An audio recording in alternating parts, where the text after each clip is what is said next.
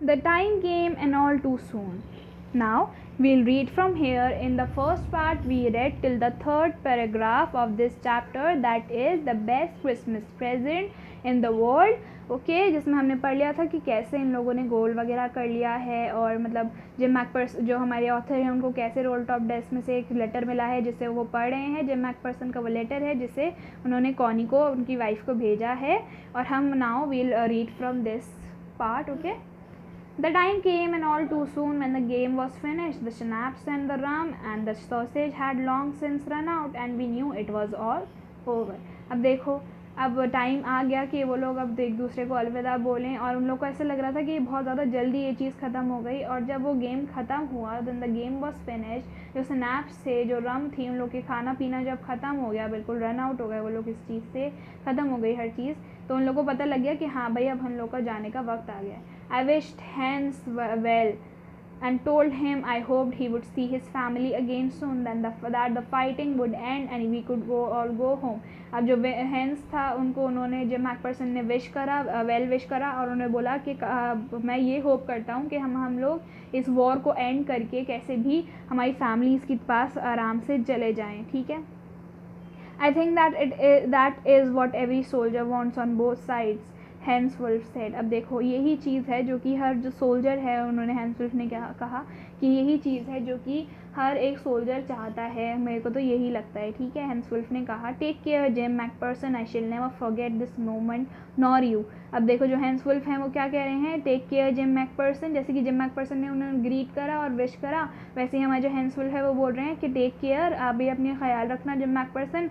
मैं इस ना तो मोमेंट को भूल पाऊँगा और ना ही तुम्हें कभी भूल पाऊँगा. He saluted and walked away from me slowly unwillingly. ऐसा लग रहा था कि उन्होंने जब मेरे को सल्यूट करा और वो जब वो जाने लगे तो ऐसा लग रहा था कि वो जाना नहीं चाहते, बट स्टिल उनको जाना पड़ा unwillingly. He turn to wave just once and then became one of the hundreds of grey coated men drifting back towards their trenches. अब देखो वो एक बार उन्होंने क्या करा, उन्होंने वो एक बार ही पलटे और उन्होंने अपने हैंड से वेव करा, और उन्होंने क्या करा, उन्होंने एक बार पलटे और वो भी उन्हीं hundreds of grey coated man में से हो गए जो कि उनके ट्रेंचेस की तरफ बढ़ रहे थे, जो क्योंकि जो फ्रिट्ज आए थे ना नो मैन्स लैंड पे टॉमीज़ की तरफ, वहीं पे वो लोग वापस जाने लगे. ठीक है. That night back in our dugouts मतलब खड्डे कर लेते हैं ये लोग जहाँ पे आराम से छुपा जा सके एनिमी से. ठीक है.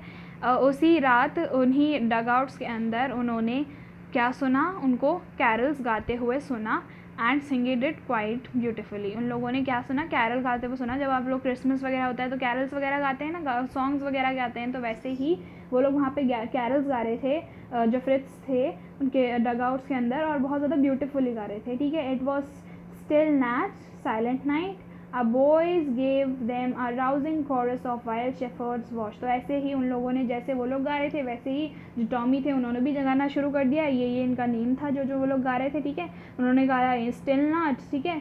और इन लोगों ने खाया वाइल्ड शेफर्ड्स वॉच. ठीक है. We exchange the collars. ऐसे इन लोगों ने कैरल्स गाए. ठीक है.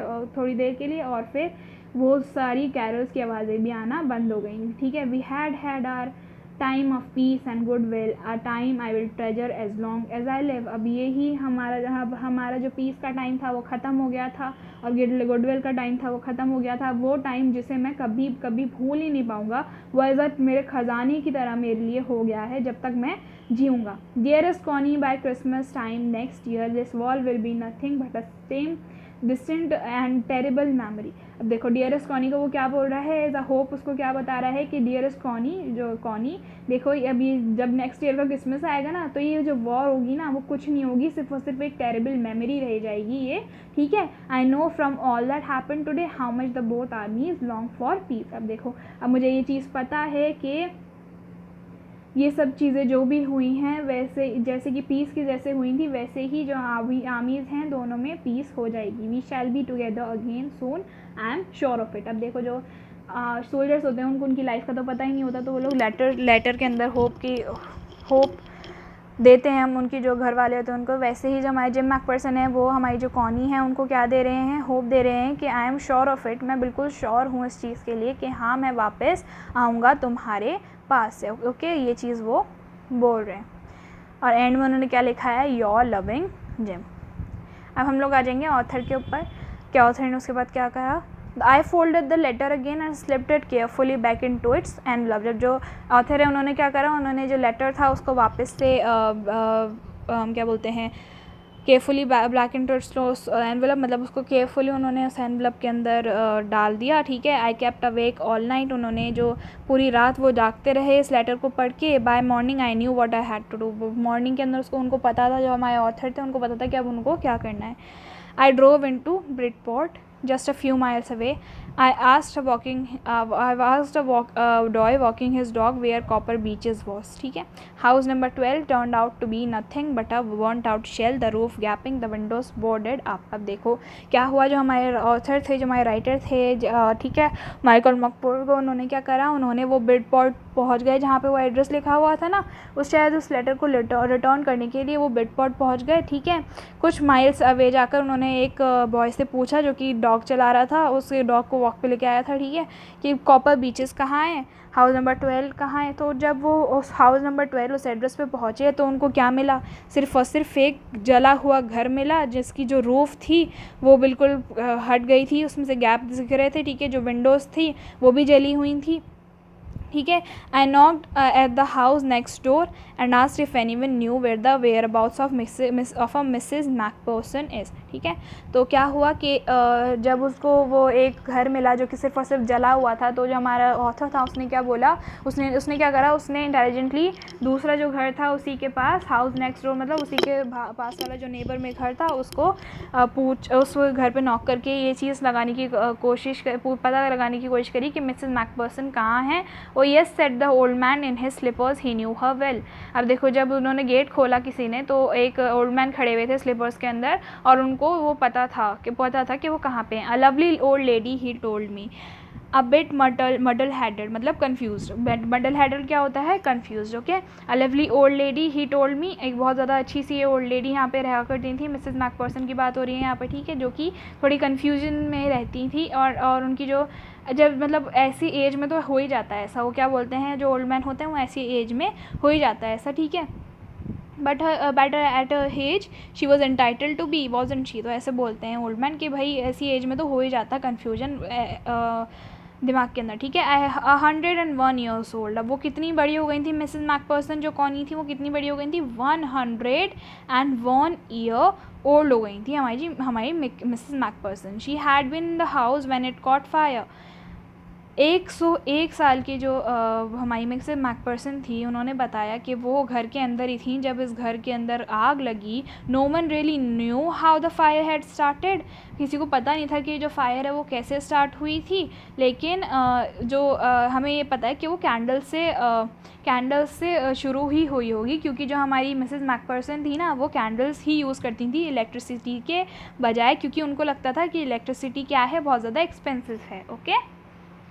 The fireman had got her out just in time, जो फायरमैन थे उन्होंने जल्दी से उनको घर से बाहर निकाल लिया था जब ये घर जला, और अब वो कहाँ पे हैं, एक नर्सिंग होम में है जो कि बर्लिंगटन हाउस में है, डॉर्चेस्टर रोड के अंदर, जो कि साइड ऑफ द टाउन पे ही है। Now in the 5th paragraph we read, I found Burlington House nursing home easily enough. अब जब ऑथर को, जो हमारे राइटर हैं, उनको वो जो ओल्ड मैन था उन्होंने बता दिया कि वो मिसेस मैकपर्सन कहाँ मिलेंगी, तो वो उसी नर्सिंग हाउस के अंदर चला गया ईजीली। हमारा जो ऑथर है, अब वो वहाँ के जो वहाँ पे एटमॉस्फेयर है वो बता रहा है। They were paper chains up in the hallway and a lighted Christmas tree stood in the corner with a lopsided angel on top, ठीक है। अब उनको उसको क्या दिख रहा है जब वो उस नर्सिंग होम में गया है कि वहाँ पे पेपर चेन्स लगी हुई हैं। पेपर चेन्स होती हैं जो कि डेकोरेशन का सामान होता है ना। क्यों डेकोरेशन हुआ था, क्योंकि क्रिसमस मॉर्निंग थी, राइट, ठीक है। तो क्रिसमस ट्री भी था वहाँ पे, जो कि ना ऐसा थोड़ा सा बेंडेड क्रिसमस ट्री था, ठीक है।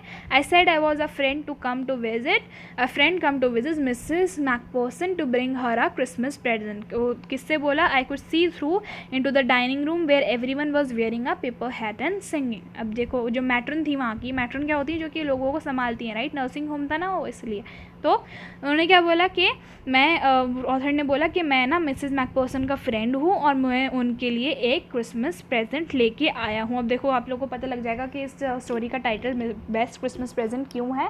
लेट्स रीड, हमें आगे जाके पता लग जाएगा कि अब देखो जो हमारा जो राइटर है उन्होंने क्या देखा कि उनको डाइनिंग रूम दिख रहा है एक, जहाँ पे सब ने एक पेपर हैट पहनी हुई है और सब लोग क्या गा रहे हैं, कैरल्स गा रहे हैं। ठीक है, जो matron had a hat on too, जो मैट्रन थी वो उनके सर पे भी एक हैट था। And seemed happy enough to see me, उनको बहुत ज़्यादा खुशी हुई जब वो उन्होंने बोला कि वो मिसेस मैकपर्सन से के पास आए हैं। She even offered me a mince pie, mince pie होती है मतलब एक केक ही समझ लो। ठीक है, तो उन्होंने क्या बोला कि उन्होंने एक मिन्स पाई दी किसको, हमारे ऑथर को। ठीक है, she walked me along the corridor, अब वो चलने लगे। ठीक है, कॉरिडोर के अंदर वो गली जो रूम के एक रूम की तरफ चलने लगे। ठीक है, उन्होंने क्या बोला मैट्रन ने, Mrs McPherson is not in with the others she told me, उन्होंने बोला कि मिसेस मैकपर्सन जो है ना तो वो डाइनिंग रूम में सबके साथ नहीं बैठी हुई हैं, तो वो ज़्यादातर क्या रहती हैं, she is rather confuse today so we thought it best if she had a good rest. तो वो और ज़्यादा कन्फ्यूज़ हो गई, मिडल हेडेड तो थी वो, तो और वो और ज़्यादा कन्फ्यूज़ थी। ठीक है, इसलिए हमने सोचा कि उनको एक रेस्ट ही दे दिया जाए। ठीक है, she has no family you know, no one visits, अब देखो वो क्या कहती है मैट्रन कि उनकी कोई फैमिली नहीं है और उनको कोई मिलने आता भी नहीं। So I am sure she will be only too pleased to see you. She took me into a conservatory with a wicker chair and potted plants all around and left me. ठीक है, अब वो उन्होंने बोला कि उनको कोई मिलने तो आता ही नहीं है, अब जब तुम आए हो तो वो she will be very please कि तुम आए हो, बहुत ज़्यादा खुश हो जाएंगी तुम्हें देखकर, है ना, मैं इस चीज़ बात में श्योर हूँ। ठीक है, और उन्होंने कहाँ पे लेके चले गए, वो एक कंजर्वेटरी में लेके चले गए जहाँ पे एक विकर चेयर्स थी और पॉटेड प्लांट्स थे सब जगह। ठीक है, the old lady was sitting in a wheel chair. ठीक है, वो जो ओल्ड लेडी थी वो कहाँ पे बैठी हुई थी, व्हील चेयर में बैठी हुई थी। ठीक है, हर हैंड्स फोल्डेड इन हर लैप, जो ओल्ड लेडी थी वो व्हील चेयर में बैठी हुई थी और उनके जो हैंड्स थे वो उनकी गोद में बंधे हुए थे। ठीक है, she had silver white hair pinned into a wispy bun, wispy बन मतलब बड़े से बन के अंदर, जोड़े के अंदर उनके हेयर जो थे वो बंधे हुए थे और उनके हेयर पे एक सिल्वर वाइट पिन था। ठीक है, नहीं, उनके जो हेयर थे वो सिल्वर वाइट थे और वो विस्पी बन में बंधे हुए थे। She was gazing out at the garden, और वो कहाँ पे गेज कर रही थी, कहाँ पे देख रही थी, एक गार्डन के अंदर देख रही थी। हेलो आई सेड, तो हमारे जो ऑथर है उन्होंने क्या बोला कि हेलो आई सेड, जब हम लोग किसी से मिलते हैं तो हम क्या बोलते हैं, किसी को ग्रीट करते हैं तो हाय या हेलो बोलते हैं ना, तो हमारे ऑथर ने भी बोला hello. She turn and look up at me vacantly, मतलब वेकेंटली मतलब बहुत ज़्यादा कन्फ्यूजिंगली, जब देखो कोई स्ट्रेंजर आके आपको हेलो बोलेगा तो you will be very confuse as well, तो उन्होंने बिल्कुल विदाउट एक्सप्रेशन उनकी तरफ देखा हेलो जब उन्होंने बोला हमारे ऑथर ने, happy Christmas Connie, I went on, I found this, I think it's yours.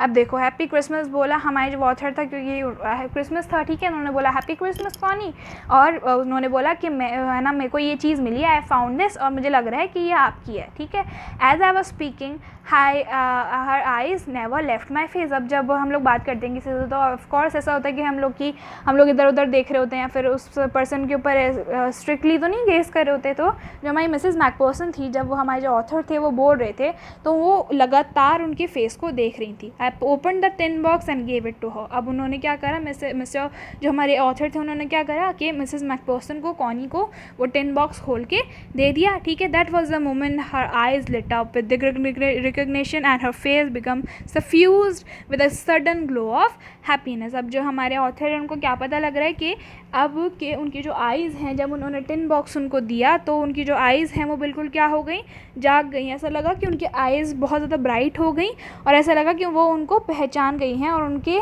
Face के ऊपर क्या आ गई, बहुत ज़्यादा एक खुशी आ गई। ठीक है, that was the moment her eyes was lit up. Okay, I explained about the desk, about how I had found it. I don't know she was I don't think she was listening। अब देखो जो हमारे जो हमारे author हैं उन्होंने सारी story बताई कि किस तरीके से उनको ये जो रोल टॉप डेस्क वगैरह मिली, कैसे उनको क्या क्या मिला, है ना। तो उन्होंने क्या हुआ, उन्होंने for a while she said nothing, उन्होंने थोड़ी देर तो कुछ बोला नहीं। ठीक है, देन उन्होंने उस जो लेटर था उसको ऐसे हाथों से हल्का सा सहलाया उनके फिंगर टिप से। ठीक है, suddenly she reached out and took my hand. Suddenly उन्होंने क्या करा, उनका जो हमारा ऑथर है उनका हाथ पकड़ लिया कॉनी ने, और उनकी जो आइज़ थी वो क्या हो गई, वो फिल हो गई टीयर्स से, उनके आंसुओं से फिल हो गई। तो शी वॉज कन्फ्यूज्ड कि कहीं जिम मैकपर्सन तो नहीं है। You told me you would come home by Christmas dearest, she said, and here you are the best Christmas present in the world, come closer Jim dear, sit down. अब देखो हमारे जो author हैं उनको वो क्या समझ रही हैं मिसेस मैकपर्सन, मतलब वो कब से उनका वेट कर रही थी, मतलब वो 102 ईयर्स की हो गई हैं, but still he is waiting, क्योंकि हमारे जो मैकपर्सन थे उन्होंने बोला था कि आई एम श्योर ऑफ इट कि आई विल कम, तो इसलिए वो क्या है, वो थोड़ी कंफ्यूज रहती थी, पर उनकी कन्फ्यूजन अब दूर हो गई है और अब वो बोल रही हैं कि मुझे पता था तो कि तुम आओगे जिम, इधर आओ मेरे पास बैठो। तो वो हमारे जो ऑथर उनको क्या समझ रही हैं कि वो जिम मैकपर्सन है, ठीक है, और वो बोल रही हैं कि ये मेरा बेस्ट क्रिसमस प्रेजेंट है पूरे वर्ल्ड के अंदर। I sat down beside her and she kissed my cheek. अब वो उसके पास बैठे, हमारे जो ऑथर थे उनके पास बैठे, और I read your letter so often Jim every day. अब जो हमारी मिस मैकपर्सन है वो क्या बोल रही हैं कि मैं तुम्हारा लेटर रोज़ पढ़ती थी जिम, मतलब जिम समझ रही हैं उनको, वैसे भी वो कंफ्यूज तो थी, मेडल हेडेड तो थी, इसलिए उनको क्या लगा कि जो हमारे ऑथर हैं वो जिम मैकपर्सन है, और बोल रही थी कि ये जो तुम्हारा लेटर है ना जिम, मैं तुम्हें रोज़ पढ़ती थी और मैं तुम्हारी वॉइस ऐसे लगता था कि मेरे दिमाग के अंदर बज रही है और मैं तुम्हारी वॉइस को सुनना चाहती थी। It always made me feel you are with me, मुझे ऐसा लगता था कि लगातार कि तुम मेरे साथ ही हो, मेरे पास ही हो, एंड नाउ यू आर, और तुम अब आ ही गए, now you are back, you can read it to me yourself. अब जब तुम आ ही गए हो दोबारा, तो क्या तुम मेरे को ये चीज़ पढ़ के सुना सकते हो? Would you do that for me Jim dear, क्या तुम मेरे को ये चीज़ पढ़ के सुना सकते हो? I just want to hear your voice again, मुझे बस तुम्हारी आवाज़ सुननी है दोबारा। I love you love that so much, मैं ये चीज़ बहुत ज़्यादा खुश हो जाऊँगी अगर तुम मेरे लिए पढ़ के दे दोगे तो, और फिर मैं तुम्हारे लिए वो मर्ज़ीपान भी बना सकती हूँ, और कुछ टी पे बैठ के भी हम बात कर सकते हैं, और जो मर्ज़ीपान मैंने तुम्हें बना के दिया था ना, जो केक बना के दिया था, वो भी तुम खा लेना, ठीक है। मेरे को अभी भी यकीन है कि कैसे तुम्हें मर्ज़ीपान बहुत ज़्यादा पसंद था, ठीक है। तो नाउ यू कैन सी कि कितनी ज़्यादा वो इमोशनल हो गई ये चीज़ सुनकर, वो इतनी ज़्यादा कंफ्यूज थी। तो हमें ये चीज़ देखनी चाहिए कि जो हमारी आर्मीज़ वगैरह होती हैं, उनके जो सोल्जर्स होते हैं, अगर वो नहीं रहते हैं तो कितने ज़्यादा किसको हर्ट होता है। तो इसीलिए यहाँ पे एक सजेशन दिया था हमारे जो जिम मैकपर्सन और हैंस वुल्फ ने, कि हमारी जो वॉर होती है उसके अंदर कोई भी मरना नहीं चाहिए और एक गेम के थ्रू उसको सॉल्व करना चाहिए। So now we have the questions here. Describe the old lady, let's just describe करते हैं हम ओल्ड लेडी को, कैसी थी वो, कैसे दिखनी थी। Let's see the old lady, ठीक है, यहाँ से पढ़ेंगे हम फर्स्ट क्वेश्चन का answer. The old lady was sitting in the wheelchair, her hands folded on her lap. She had a silver white hair pinned into a wispy bun. Okay, she was gazing out at the garden. ये किसका answer हो गया? First का answer ये हो गया। Okay, कि old lady किस तरीके से थी, उनकी वो व्हील चेयर पर बैठी हुई थी, उनके जो हैंड्स थे वो लैप पे थे, उनकी गोद में थे, उनको जो सिल्वर हेयर थे उनके, ठीक है, और वो किस में बंधे हुए थे? विस्पी बन के अंदर, ठीक है। विस्पी बन मतलब एक जूड़े के अंदर बंधे हुए थे, और वो गार्डन की तरफ देख रही थी। Okay, now the next question, what was her reaction when the author spoke to her. अब देखो, जैसे कि हम लोग को पता है कि वो बिल्कुल वेकेंटली, बिल्कुल विदाउट एक्सप्रेशन वो बोल रही थी, ठीक है।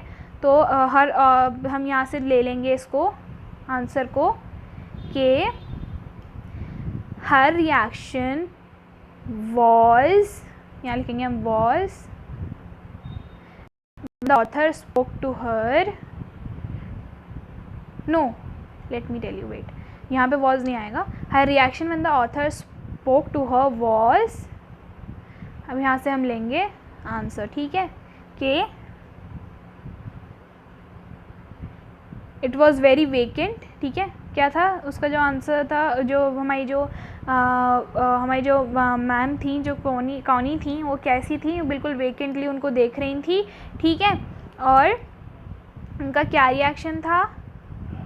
बिल्कुल वेकेंट था, लेकिन जैसे जैसे जो हमारे ऑथर हैं उन्होंने जैसे जैसे वो सारी चीज़ें बताई, वैसे ही हर eyes lit up with recognition and her face became suffused with sudden glow of happiness, ठीक है। This was her reaction. So now let's see the third question. That was the moment her eyes lit up. The third question का answer we can see here, कि जब उन्होंने tin box दिया था, तो let's see के here it is. I opened the tin box and gave it to her. That was the moment her eyes lit up. मतलब जब उन्होंने उनको जब टिन बॉक्स दिया तब उनकी आईज lit up हो गई थी. तो this is the answer number 3. Okay, let's see the question number 4. Why according to you she had sudden glow of happiness? Because she recognized the author. हम क्या लिखेंगे इसके अंदर? उनको लगा because she recognized. Let me tell you really quickly. I'll write because she thought that the author was Mr. Jim McPherson. Okay, this is the answer of 4th. Okay, the old lady called the author as Jim because she was muddle headed. क्यों वो उनको ऐसा क्यों लगा कि क्या बोलते हैं कि वो जिम हैं, जो ऑथर हैं वो जिम हैं? क्यों लगा? क्योंकि she was muddle headed. What was she? She was because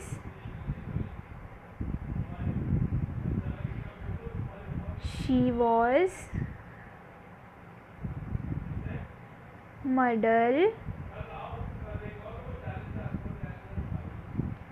muddle headed.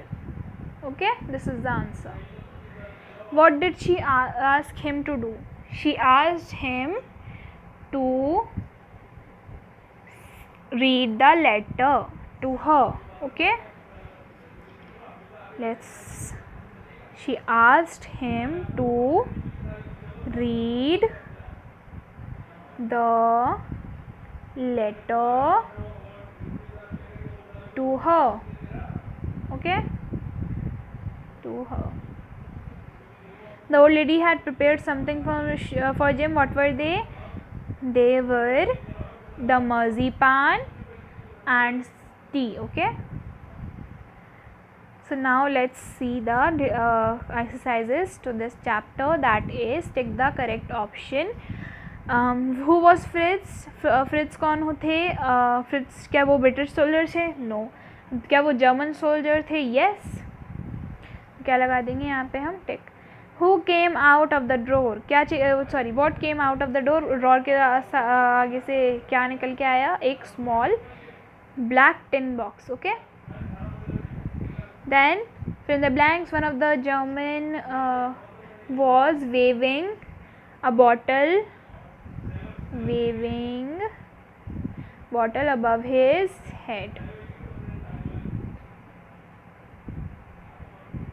Grey coats. Okay, coats लिख देंगे यहाँ पे हम. coats. Okay, यहाँ पे आएगा coats.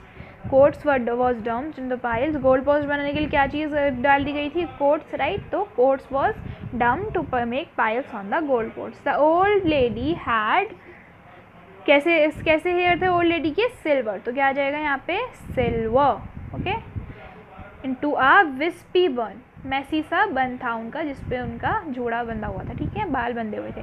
The author drove into Bridport. Right, let's see the answer to this.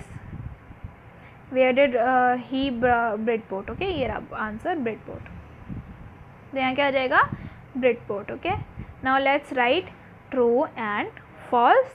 Hens wool from the Dusseldorf.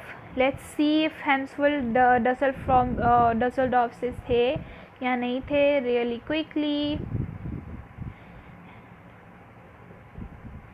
Yes, true. This is what?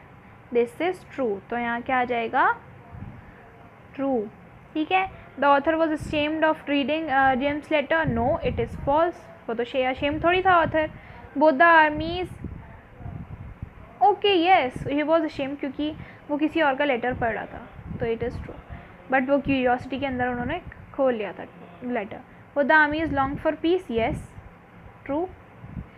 Connie had died by the time author started searching her. No, false. Connie तो जिंदा थी. 101 years की थी वो. The author met Connie on the New Year's Eve. No, New Year's Eve पे कब मिली? वो तो क्रिसमस के अंदर मिले थे. तो क्या आ गया यहाँ पे? false. Both the troops sang the English national song to celebrate the Christmas. English national song उन्होंने सेलिब्रेट कर गाया था क्रिसमस के लिए? नो, उन्होंने इंग्लिश नेशनल सॉन्ग नहीं गाया था, वो तो कैरल्स गा रहे, तो क्या आ जाएगा? False. Jim rode to Connie to share an awful experience that he had. क्या वो ऑफुल एक्सपीरियंस था, शर्मनाक एक्सपीरियंस था? नहीं, it is false as well. Both the armies played football on a peculiar evening. No, morning थी, तो ये भी क्या हो जाएगा? False. Okay, so let's see the very short answers to this chapter. Where was the letter kept? वो letter कहाँ पे kept था? It was kept in a small. The letter was kept in a black tin box. Okay.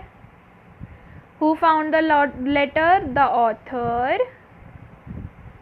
The author found the letter. What did the letter contain? The letter contained a story. The letter contained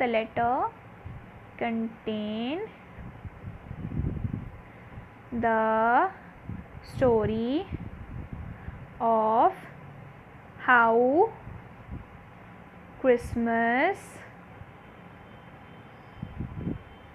was celebrated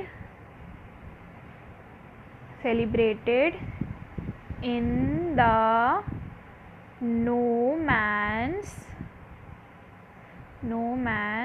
land. Okay, now who are Fritz and Tommy in the story? Okay, तो Fritz बता देते हैं हम. Fritz are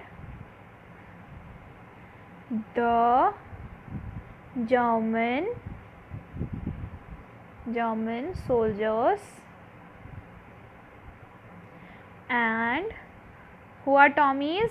Tommies are